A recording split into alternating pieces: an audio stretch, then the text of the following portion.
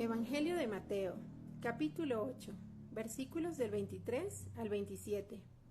Y entrando en la barca, sus discípulos lo siguieron.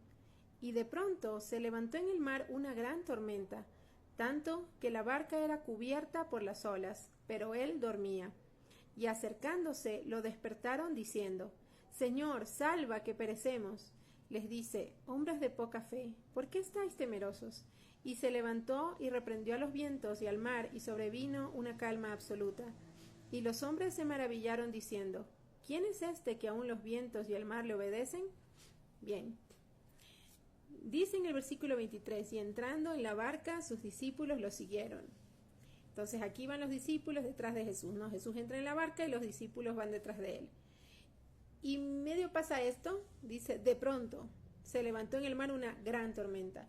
La palabra aquí para gran tormenta realmente no habla de una tormenta, como nosotros pensamos, sino realmente la palabra es seísmos, pero viene acompañada de una palabra que significa, o sea, como gran sismo, ¿no? Entonces hubo un gran sismo y esto produjo que las olas se levanten, ¿no? Y dice, pero él dormía. Entonces no es tanto la idea como que él estaba, como que no le importaban los discípulos, pero el punto es que el Señor estaba descansando en el, o sea, en el Padre, ¿no? Él dormía, en ese momento él estaba en la barca, y los discípulos al verlo ahí que estaban dormidos quizás pensaron como que no le importamos, mira lo que está pasando y el Señor está ahí y no hace nada. Y a veces nosotros podemos sentirnos así, ¿no? En medio de las dificultades, quizás nosotros podemos pensar, pero Señor, mira todo lo que está pasando en el mundo, o mira lo que me está pasando, y tú no haces nada, no intervienes, ¿no? Y empiezas, Señor, sálvame, o sea, empiezas en desesperación. Pero como les había dicho en un mensaje anterior, el ser discípulos de Cristo se trata de aprender a caminar al paso de Él, de imitarlo a Él, de ir al ritmo de Él. Cuando Él descansa, nosotros descansamos. Cuando Él avanza, nosotros avanzamos. Por donde Él va, nosotros vamos.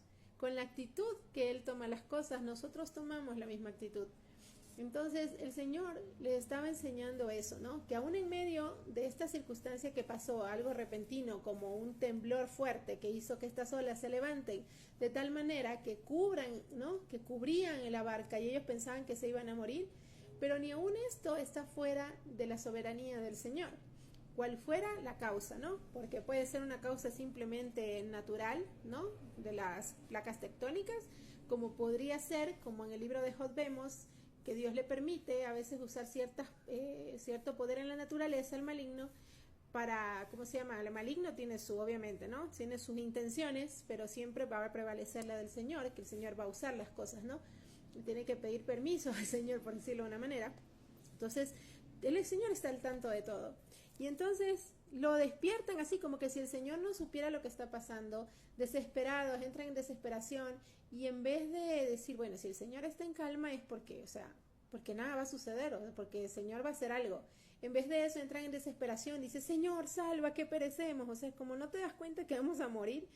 Y el Señor les dice, hombres de poca fe, ¿por qué estáis temerosos? Y esta idea de estar temeroso no es simplemente tener miedo, porque es normal que ante situaciones como así, como ese tipo de cosas, sobre todo, tengamos miedo.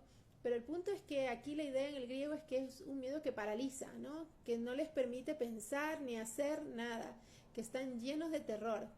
Y probablemente, o sea, ¿no? El maligno eso es lo que quiere, pero si es que esta circunstancia fue causada por el maligno, entonces eso quería el maligno, ¿no? Que te llenen de terror, de miedo y se alejen de Cristo. Como, ay, no, si así es seguir a Cristo, yo mejor me bajo de esta barca, ¿no? Pero Dios usa todo para bien. Y número uno, Dios usa esta circunstancia, ¿no? El Padre usa esta circunstancia para poder revelar el poder de Cristo como el Hijo de Dios, aún sobre las olas, aún sobre toda la creación. Porque a veces no tenemos esta idea, ¿no? Y en Job dice que el Señor le puso un límite al mar, le dijo, hasta aquí llegará el orgullo de tus olas. Y si ahora el mar está agitado y el mar está así, yéndose por donde quiera, el Señor lo reprende, ¿no? Primero reprende a los discípulos, porque si somos de Cristo, sabemos que estamos con el que es el Creador, el que puede ordenar a la creación y le obedece. Entonces los reprende a los discípulos y luego pasa a reprender al mar, ¿no? Obviamente se creó un viento, todo un ambiente ahí, Pero el Señor reprende y dice que luego hubo una gran calma, y es interesante que usa la palabra galenus, ¿no? No va directamente con galeno de doctor, pero de ahí tomó el nombre, ¿no? Galenus, este médico griego, ¿no? De donde se le llama galenos a los médicos, porque significa una gran paz, un pacificador y esto, ¿no? Entonces el Señor dice que cuando Él habló y reprendió, como diciendo, vuelve al estado normal, vuelve hasta donde se te ha determinado, al mar, al viento, a todo, entonces la creación le obedece y al instante hay calma. De la misma manera, a veces el Señor permite, ¿no?, que hay ciertas circunstancias que repentinamente se levantan en nuestra vida. Y cuando pasa esto, nosotros debemos aprender a mirar a Jesús. ¿Qué está haciendo Jesús? ¿No? ¿Cómo el Señor responde ante esto? ¿Qué es lo que me dice el Señor en medio de esta circunstancia? Señor, ¿qué debo hacer?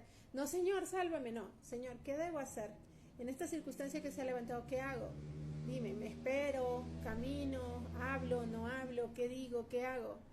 Pero sin angustiarnos, porque sabemos que Dios tiene cuidado de nosotros y que si Dios permite algo en nuestras vidas, tiene un propósito santificador, ¿no? De quitar lo malo, como en el oro, ¿no? Meterlo en el fuego para purificarnos y aprender a confiar más en Él.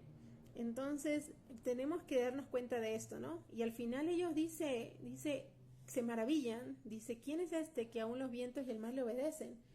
Se maravillan porque, o sea, lo veían como un maestro, ¿no? Y por eso lo seguían, ¿no? Porque decían, sí, obviamente es un enviado de Dios, pero eran más que un enviado de Dios, más que un profeta, ¿no? Era el Hijo de Dios, Dios mismo encarnado. Entonces se quedan totalmente maravillados, porque solamente al hacer esta pregunta da a entender en el griego que lo que están diciendo es que quién más puede de hablar, reprender al mar y que entre en calma que Dios mismo. Entonces están reconociendo ahí, Dios les está revelando de una manera que Dios mismo está con ellos, ¿no? Y que Dios tiene control sobre todo, cada circunstancia de la vida. Y de la misma manera, este pasaje nos enseña eso a nosotros, que cuando seguimos a Jesús, puede ser que en algún momento Dios permita que se levanten ciertas circunstancias en nuestra vida, otras no son directamente pruebas de Dios. A veces hay cosas que personas hacen en contra de nosotros, pero que todas las cosas, tanto en las que Dios mismo usa para obrar en nuestra vida, o sea, que Él mismo levanta, como en las cosas que a veces la gente por su pecado hace mal contra nosotros, nada es despreciado por Dios, y Dios usa todo para que le conozcamos más, para su gloria, para nuestro bien, ¿no? Para formar en nosotros ese carácter como el de Cristo, para que seamos discípulos suyos. Y esta es la idea. Así es que si tú, querido amigo, hermano, estás escuchando esto, estás pasando una circunstancia, no te angusties, no te desesperes. Pregunta al que es dueño de todo, al creador de todo. Señor, ¿qué debo hacer en esta circunstancia? ¿Qué me quieres enseñar en esta circunstancia? Ayúdame a no angustiarme, a no